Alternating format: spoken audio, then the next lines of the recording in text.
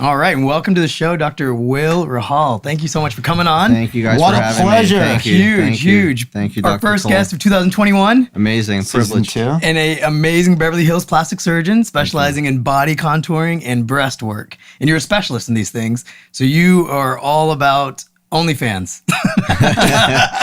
Just dive right into it. OnlyFans has gotten pretty big the last couple of years, and I'm definitely seeing more of those patients coming in for sure. Do you see some of your patients that have now become really big on OnlyFans? And you're kind of like, where's my credit? It's interesting. I kind of, you see both of it. You know, you see the girls who are just starting out. So you see the girls who aren't on OnlyFans. They come to me. And then suddenly, right, their careers are blowing up. And I kind of joke around with them when I see them. We always, we have a good relationship. We have fun with it. I tease them. I'm like, I get 10% of everything right after you make it big. And then it's interesting. I've had a couple of patients, so I didn't even know this was a thing, right? I've had a couple of patients who actually kind of manage other girls. And they're killing it. So they kind of oversee a group of girls. They oversee their accounts, and that's a whole bit. I didn't even know this existed. Yeah. But it definitely the new economies of COVID. It's become a platform. I think with IG becoming increasingly more strict. Yeah. They're very strict, difficult. They're unpredictable in what they censor. Yeah. Well, it's interesting because you're in the same concept as a lot of these girls, because a lot of these girls get censored for their images they post on Instagram. Does that ever happen with you and the work you post? Yeah, it happens a lot. It's frustrating because they're constantly changing their policies, and I've been flagged. I've been flagged so many times. I'm afraid I'm going to lose my account. I've even set up a spoof account, like a second account, just in case, and I divert a lot of my content now to another account because I'm so careful. I even take it. Yeah, and it's interesting because you're not even attempting to be sexual and get followers because it's sexual. You're actually just showing pre and post-op work. So it's there's no rhyme or reason. I've spoken to Facebook and Instagram. Like, I know people there that I've had this conversation with, and they tell me no one knows the algorithm. It's getting worse and worse. We can't predict it. Just be super cautious. It must be people flagging it or something. Well, there's bots. Because I asked them, there's bots. They said there's no way. So you think your competitors are hiring some bots to take down your... You know what Instagram told? Dude, you can't make this stuff up. They actually told me that there are people out there who can engage a company to create a bot to flag your stuff. Why would so this is a competitor? Oh my god! So this is a real thing. Like, for example, I can say, you know what? I don't like Jeff. I love Jeff, but let's just say one day I decide I don't like Jeff. Yeah. I can call one of these places, say, look, I don't like this guy. I want you to get a bot, because people don't do this. They're bots. I want you to get a bot, flag everything on this guy. Now, Instagram, once you have one flag on something, it kind of throws you into this other pool. Got it. And maybe it won't take it down, but then if another person does it, another person does it, that's what the bots do. Now suddenly it comes down. So this is a thing. Wow. Dude, it's crazy. Wow. And the reason you would flag Jeff is because you can't have two handsome white guys in one room. Yeah.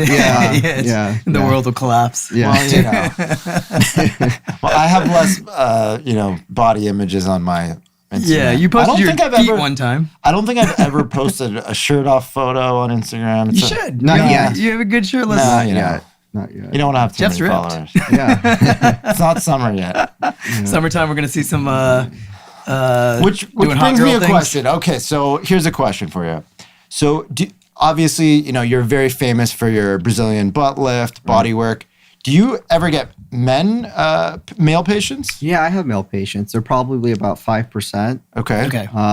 It's an increasing trend. The interesting thing with male patients is... What kind of things are they looking for? Right. That's what I was going to say. Abs? Abs? Well, they want butts too, Jeff. They want butts. Everyone wants to look better in jeans, Jeff. Wow. So guys are getting butt injections also? They can, just to fill out their buttock. Yeah. Wow. So what is a Brazilian butt lift? Obviously, we have all heard of it. We understand that people do this procedure and then all of a sudden, but what are you actually doing? Yeah, we're changing the shape of the body, right? We're changing your biology. You were born with a certain shape, a square, and we're changing it to an hourglass. That's essentially what we're doing. How do we do it? So what do you do? We do liposuction. We remove fat strategically from certain areas like the waist and the lower back. And then we use the fat to change the shape of the hips, the butt, the thighs. Why is there so much controversy around like safety? Like you hear about like it's not safe unless you go to certain people. Why is safety such a big deal? Yeah, safety's always going to be a big deal to doctors, right? We took the Hippocratic Oath, so first do no harm. We were all first thing we're taught in medical school. Yeah. Unfortunately, this procedure historically was done incorrectly. And it was done incorrectly, and we didn't know we were doing it wrong. You don't know what you don't know, right? Right. So for years, we didn't know that we were doing it wrong. And it wasn't until about 2018 that there were studies performed, cadaveric studies, that actually showed us, hey guys, we're wrong in this. And since 2018, with all the task force that come out, we have new data that basically tells us intramuscular injection of fat, meaning if you take fat, you put it in the muscle, there's a risk of a fatality. Before 2018, there was a lot of argument whether, if you put it there was thought that, hey, you can put it in the muscle, it just has to be in a certain spot, or you should avoid this danger zone, right? There's all this speculation of putting it in the muscle, but doing it a certain way. And then finally, the real data came out that said, this is a black and white thing. This is binary. Put it in the muscle. Don't do so it. It was a risk of what? Fat embolism? And fat embolism, right. So a piece of fat going into a blood vessel. Exactly. And you have bigger blood vessels in the muscle. It's interesting, the pathophysiology actually. There's no posterior sheath on the muscle. So the back of the muscle is wide open and fat just goes there. The pressure gradient goes up so much that it actually has a tearing effect on the vessels. Then the fat can siphon into the vessel. It embolizes to the heart and lungs. It's called a macro embolism, and that's 100% mortality. That's DOA, dead on arrival. Wow. So what do you do now? So that was the old technique, and also I've heard horror stories of like people injecting like cement and all this other crap. Yeah, so, I mean, look, if you're going to some basement in Brooklyn, that's what you might find. I thought there's vegans in Brooklyn. There are, but if you're going to like La Clinica, if you're knocking on a door, La Clinica, heading down a stairway, you're probably in the wrong So what place. do you do now? So now instead of into the muscle, what are we doing now? So we're doing subcutaneous, underneath right underneath the skin or above the muscle. So it's safe, subcutaneous. And how long does it last indefinitely with that new shape, or is it something where because it's not stabilized in a muscle or something that it can move or change in some way? No, it doesn't shift or migrate. It doesn't move. So whatever shape you have at 3 months, that's yours. Now, time kind of changes the body. So as you age, there's still changes will occur. But if you have a new shape, that's yours forever. And what happens if you gain weight? Will those fat cells also get bigger too? Yeah, they behave biologically the same way, right? So if you take a bunch of fat cells from your tummy and you transplant it to your butt and you just overeat, if you just, let go, your butt will get big. Your butt's going to get bigger, So you see that sometimes in these celebrities who've had this done, obviously, and then they gain a little weight and it looks ridiculously big. Yeah, well, to your field, to your specialty, you see that in the face. Yes. Right? If you overgraft, if you put too much fat in someone's face and 10 years go by, you've seen this. They gain weight. Puffy. They look weird. They look puffy. Yeah, you see a lot of that.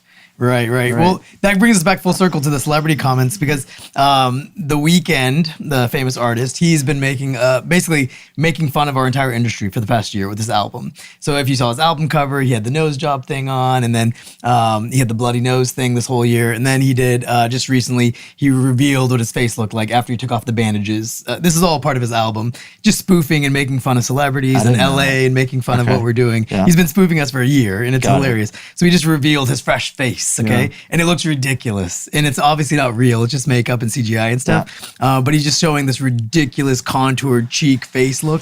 And it just looks so ridiculous. And he's just making fun of the industry because how do you think his very plastic surgery girlfriend feels about this? Oh, I don't know if they're together right now, but I think that's what he's spoofing the whole industry that all the girls look the same. Right. And so this circles back to what's happening right now with your industry. Right. Do you feel like everyone wants the same shape and everyone's going to look the same eventually body-wise? Yeah, it's a great question. And I think if you study history, you see fads come and go, right? The big breast thing of the 90s is gone. Now we're kind of in the golden area of butts, right? Right. Smaller breasts, bigger butts. Smaller breasts, bigger butts. And I think that aesthetics, though, are consistent. When you look at aesthetics across the board, whether it's cultural, ethnically, over time, there are certain aesthetics that we can all agree on look pretty good. Mm-hmm. And it's usually a waist to hip ratio of about 0.6 to 0.7, which is the golden ratio, right? I think once you get outside kind of a standard aesthetic, it's a little bit, eccentric, where it's probably a fad, it's going to go away. But I think the average patient who comes has some work, it's tasteful, it's within these aesthetic boundaries, it's timeless. With your stuff versus like, I do noses, right? So with noses, the whole goal is for a nose not to look like a nose job. It's to make it look like it was its original form. Right. So we're trying to cater towards what historically it should have been. Right. But we're not trying to recreate something. So with what you guys do with your body stuff, do you feel like you are catering to what the ratio should have been? Or are you guys enhancing the ratio to, you know what I mean? Like, because do girls ever naturally have this body shape that you guys create?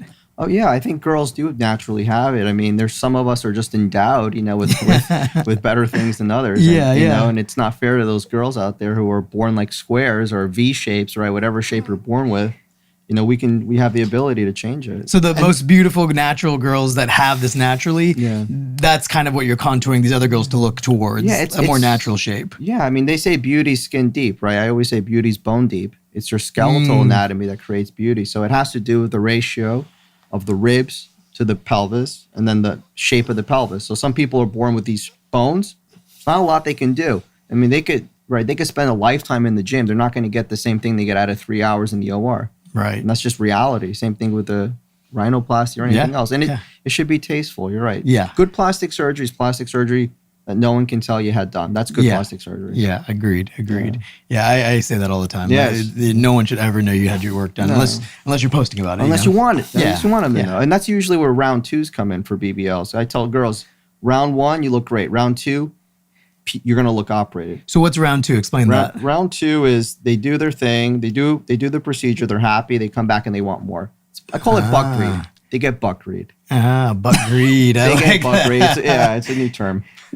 Buckreed. So I assume the more buckreed, the more money they make on OnlyFans, probably. There's probably some correlation. Got it. That's what agreed. We can probably look at that a little deeper. But. And then, so post-operatively, what's that like? Are they in pain? How long does that last for? Post-op, the first week is tough. It's a little I call it I syndrome.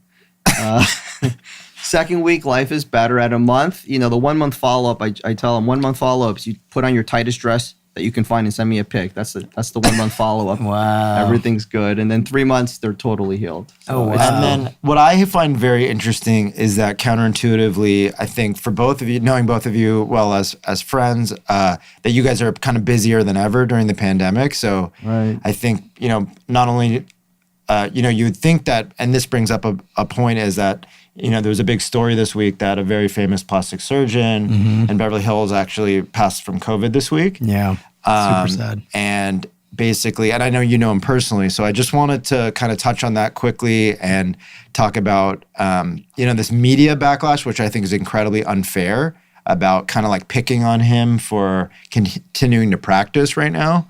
And so I just thought this would be an interesting thing for us to touch on. Yeah, I knew Dr. Simoni very well. And first off, I just, our thoughts and prayers are with his family. He was a friend. He was a colleague. I was at his place in Rodeo many times. And it is very sad when anyone passes, right? There's been 400,000 Americans, right, that have passed away. Yep. So like you said, it kind of raises a bigger question is, should we be doing what we're doing? And to your point, I think, when you think of America and you think of a free society, it's contingent on a certain premise that we have the capacity as people to interpret what's going on and either, determine for ourselves what risk we're willing to take and what the risk of avoidance is. And that's what a free society is. So I think on a larger level, right, we have to ask ourselves, do we need someone else, the government, the state of California, telling us what we can and can't do? I think each person should make that decision. Dr. Simoni's a good guy. He decided to keep his practice going. Unfortunately, there was a bad outcome. Right. But the bigger question is, do we need someone telling us what to do? Yeah, go ahead. With Dr. Simoni, he was obviously very well known for his rhinoplasty work and his facial stuff. He was a facial plastic surgeon. And the story that was released on TMZ was that he was coughed on during a lip injection. And so there's a lot of backlash about why people are getting their lips done during a pandemic. And, they're kind of spinning it negatively. Yeah. But the argument that I have, and I'm sure you do too as doctors, is that we are in a controlled environment, hygienically safe, pre-pandemic, and even more so now, post-pandemic. And versus, a Miami nightclub where there's thousands of people raging and popping bottles and having the great time with no mask. Yeah. Which one's more dangerous, you know? And I think that also, who's to say, God bless and rest in peace, Dr. Simoni, but who's to say he got it from work? He could have been from the dinner he had the night before. It could have been anywhere. And I think, you know, to your point, there are, you know, physicians that have gotten it. For the most part, we're better at mask wearing and better at hand cleaning and the rest of it than most. So it's as, you know, things go, it's probably one of the safer things to do. I know you guys are testing. Yeah, you're certainly temperature checking every person who walks in. Yep. You're COVID testing anyone before any major procedure. Yes. And so I agree that it's kind of unfair for the media to really bring this, you know, obviously it's very sad, but to bring this up and kind of punish one specific industry for one death out of 400,000, you know, 400,000 in this country when we have no data as to what is really driving the pandemic. Right. Because and also to mention, Dr. Simoni wasn't doing anything out of normal. All of us have kept our practices open. Right. I don't know any plastic surgeon who shut down during the pandemic. Right. We all shut down as required for the first few months. One of the sad parts is I think a lot of healthcare providers finally are getting vaccinated in California right now. And are you guys all vaccinated? Yeah. I'm now I'm double vaccinated. Yeah, me too. Dose, I had my second dose also. I think hopefully I'm immune now officially. Yeah. Well, we don't know how long it lasts, but immune at least temporarily. Yeah. For a while. I mean. Yeah, but it's a crazy topic, and you know, rest in peace, Dr. Simoni. He's, you know, his patients will miss him, his family will obviously miss him, and the community will, because he was a great surgeon, had a great reputation. So super, super sad. But now we're gonna change topics a little bit. I want to play a little game with you, Dr. Rahal. We're gonna play fact or fiction. Okay. So I'm gonna tell you some popular headlines, and you're gonna tell us whether you think these are true or false. Okay. All right. So one of them is, does the COVID vaccine cause facial swelling if you've had facial fillers before? Probably fiction, but we don't know. Yeah. What's funny is I've noticed that the same people who get facial fillers are the people who are very anti-vax in general. So maybe they're making this story up to, they're like, oh my God, I would never put something foreign like a vaccine in my body. Yes, but hyaluronic acid fillers made in the lab, sure, of course. Yeah, the studies have shown that there was a few reports that there are some facial swelling, and they're thinking it's probably an immune response that the vaccine's creating that will maybe attack some of the fillers in the face, which cause some swelling. But everyone that had that so far, they've been able to reportedly treat it very easily with steroids, antihistamines, so nothing worrisome. So technically it's true, but we don't know what the actual relation is. So, you know, fact or fiction, I think either one can go. All right, here's another one. COVID vaccines are being injected in the penis. Fact or fiction? I don't know. Dr. Toll? I don't know why they would be. It's a real story. I got mine in the upper arm both times. I got mine in the upper arm too, in the deltoid in the shoulder. That's usually where I go. That's usually the normal. I'm not sure. Maybe if someone's requesting that, you know. But I only give people vaccines in the deltoid or the gluteus. Good to know. Those are the two options. Well, it is fiction, but there's a huge article about it because someone morphed a screenshot of using the CNN logo, and they made this entire article that doctors are injecting it in the penis, and it did huge rounds on social media. Oh, really? But absolutely because of the same swelling effect as fillers. Is that what people want? I guess. Yeah. I mean, there's always a second, hidden motive for things. I guess. All right, let's ask you this one. Captive gorillas in San Diego Zoo have now been tested positive for coronavirus. Fiction. It's actually fact. It's fact. It's government dollars going to good work. Yeah, right? it's for our tax dollars. I saw some headline that said these gorillas were the first primates to be, or not the first primates, the first apes to be tested positive for coronavirus. Yeah. And then I was reminding them that Trump did in fact test positive for coronavirus. Ding, ding. Jeff's low blow. Low blow zinger. But indeed fact, and they are so far separating the animals and keeping them away from the other animals. Very interesting. Yeah. Good use of tax dollars, I agree. Yeah, it's really good use. Okay, so now let's talk about one that I think is really interesting because it has to do with your field. There's a famous former Playboy playmate who married Hugh Hefner. Her name's Crystal Hefner. She recently just posted about her experience and said she almost died during her Brazilian butt lift. Yeah. So she had a liposuction procedure and she said she almost died. She said, I lost half the blood in my body. She said she had a fat transfer on October 16th, almost didn't make it through, lost half the blood in my body, ended up being in the hospital needing blood transfusions. And she has been posting about women being cognizant of the dangers and risks. So this is obviously fact, but tell me your thoughts about her comments, and is this partly fiction? Sure. I think if I don't know the details of that case, right? So it's impossible to give specifics when you just hear something. But, to say, oh, is it possible to bleed from any surgery? Of course it is. And is it possible to need a blood transfusion? Yeah. So that is an inherent risk. When you have surgery, there are risks, and you go into it knowing those risks. Now, the bigger question is, was there something done that was negligent? Was there something done outside the standard of care? Meaning that, I can tell you, I've done 1,000 BBLs. I've never had a blood transfusion before. Right. And you shouldn't require a blood transfusion, but it's possible. So was there something done that was wrong? Did the patient have some weird underlying blood disorder? We know that this is rare. They could have Van Willebrand's or some weird thing. Yeah. And suddenly they start bleeding uncontrollably. So I think, yes, it's true you can bleed. It shouldn't happen. It's rare, and you just have to know a little bit more details, I think, before you judge the case. So, could she have had underlying anemia pre-op that they didn't know about? Could she have a coagulation problem? True too, right? Could she have taken aspirin or something else without? So many things. Yeah. I cancel my cases if their hemoglobin is below. Jeff knows this because he sees a lot of my patients. If they're below 12 or 13, if they're even borderline, I don't do it. Yeah, it's not worth it. So the analogy I give to a lot of Dr. Rahul's patients in pre-op who are anemic is, we're not going to drive across the country before we fill the gas tank. And so if they're anemic, we're going to give them the iron. I like that one. We know any surgery, you're going to lose some blood. Right. Yeah. So obviously, you guys could tell more about this. You may run into a problem. You may hit a vessel. You may bleed more in certain cases than others. But we know in every single case, there's some blood loss. So we want to fill up the tank before the case starts. I love that. So what would you say to a patient who comes in and says, oh my God, I saw Crystal Hefner's post. I heard I can die.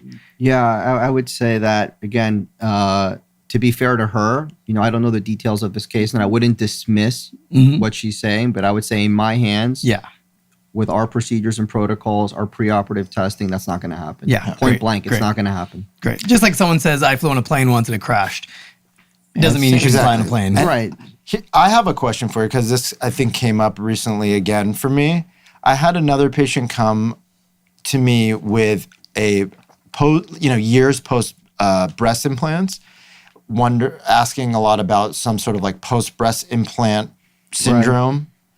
Have you seen this, or do you think this is a real thing or not a real thing? Are certain implants that they used to use, can they cause that, and what are they using now? And I think BII, breast implant illness, has definitely become more of a hot topic in plastic surgery. We hear more about it. I think the consensus amongst most plastic surgeons is that, to go back, we don't know what we don't know, right? So it's possible that there's an underlying process, an inflammatory process that's happening, and it's causing these symptoms. We just don't have the data. We don't have the evidence to support it and say, oh, we know this is happening. Right. But at the same time, we're compassionate and empathetic towards our patients. We don't dismiss their symptoms. And a lot of us are kind of standard now is we'll offer them a procedure, but we can't promise that their symptoms will go away with the procedure. So meaning to remove anything. Usually the standard right now is remove the implant, do what's called an en bloc capsulectomy, which just means you take out the capsule without in its entirety without cutting into it. Got it.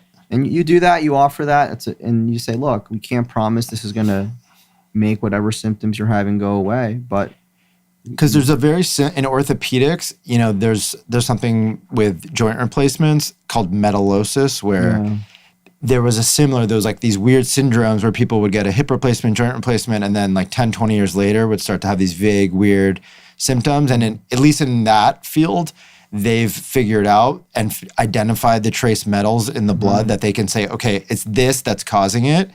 And if you have... Now they go back in time and say, if you've had this joint replacement, this may, not necessarily, but could, cause this syndrome in the future. That was on an episode of House MD also. Yeah, but the same has not been, there hasn't been a specific identified, whether it's type of implant, type of, whether it's silicone or otherwise, that's causing it. And so that's, I think, part of the reason why we're not sure. Just if anyone's listening and they've read reports of that, why we can't say for sure whether it's a thing or not, or whether it's... What do you do with the breast after you take out the implant and the capsule? You have a couple options. Sometimes you can use fat. Okay. To add some volume. Sometimes if a patient needs a lift because the skin may be a little droopy after you lose an implant, then you can just do a lift at the same time. Got it. Is that why you would prefer smaller implants in general? Do you feel like it changes the breast less? Like all comers are saying, just small implants in general. No, just like, do big implants have more of a long term? Like, if you're going to take them out in 5 years, 10 years? My take on implants is nothing good comes from big implants, and I say that to every patient. Yeah, good. So nothing good comes from big implants, period. Yeah, I think that's a great. Well, and on that same topic, let's one more really interesting story. So TikTok obviously has become huge. Are you on TikTok? I'm TikTok. Yeah, so TikTok's obviously become huge. He has an amazing social media. You got to see Dr. Rahal's social media. Oh my God, cool. And what's your social media for people to check it out? It's Dr. William Rahal. Thanks. Dr. William Rahal. Wonderful. So TikTok has obviously become huge for our industry, right? Everyone's on TikTok for every business. It's not just plastic surgery, but every business is on TikTok. So now there's a lot of articles stating that because TikTok has a younger audience, there's a little bit of a...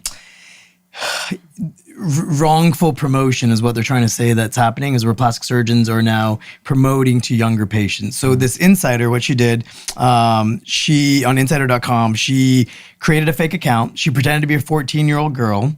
And then she went online on TikTok and she just started scrolling and saw how long it took until she saw a plastic surgery ad or a plastic surgery content come up. And it took her 8 minutes. Right. After 8 minutes as a 14-year-old girl, plastic surgery content started popping up.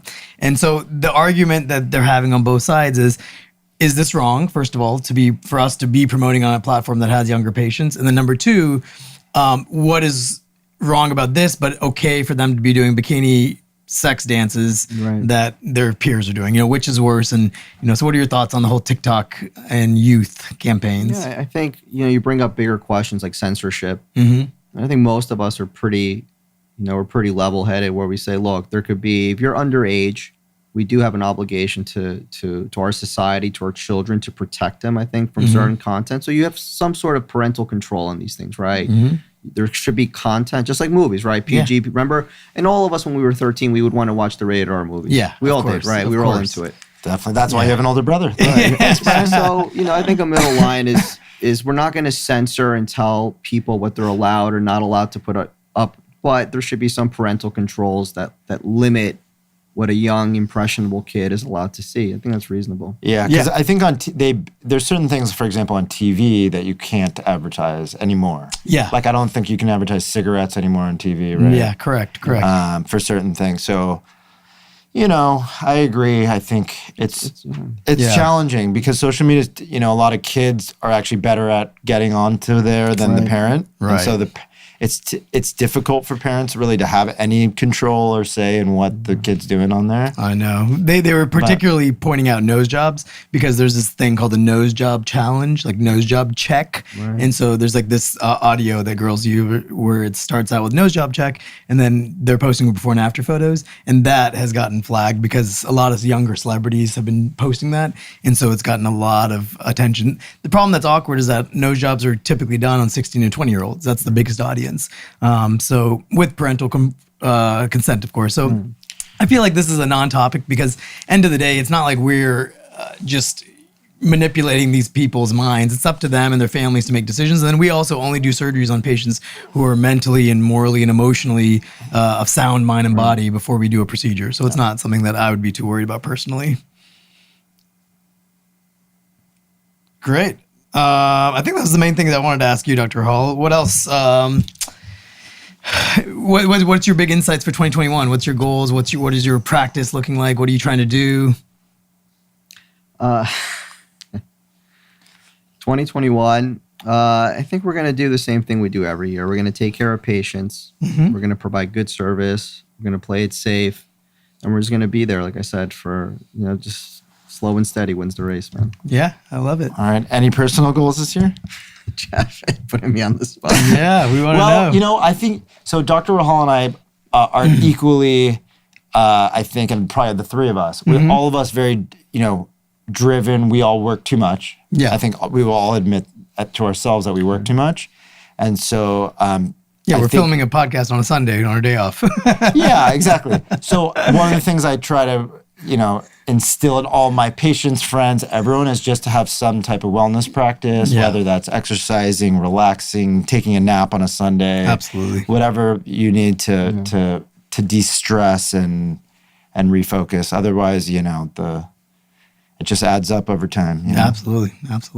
But yeah, I think that this year is going to be a great year for everyone. I think last year was a terrible year for most people. And I think this year is going to be a much better year. Yeah, a lot of change coming. Thanks for coming on. Yeah, we really appreciate Dr. Rahal. And again, where can they find you online? Dr. William Rahal is the IG handle. Okay, and can people who are not in LA, because I think we have listeners in LA, but we have listeners across the country.